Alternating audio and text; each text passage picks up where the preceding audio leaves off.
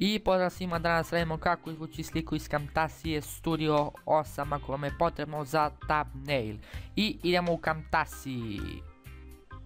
Idemo da izaberemo snimak iz koji ćemo uzeti sliku.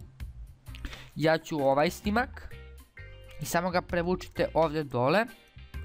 Izaberite trenutak kada želite. Na primjer, ja želim ovdje i samo idem File, Produkt Special, Export Frame As ili prečičat Ctrl plus F.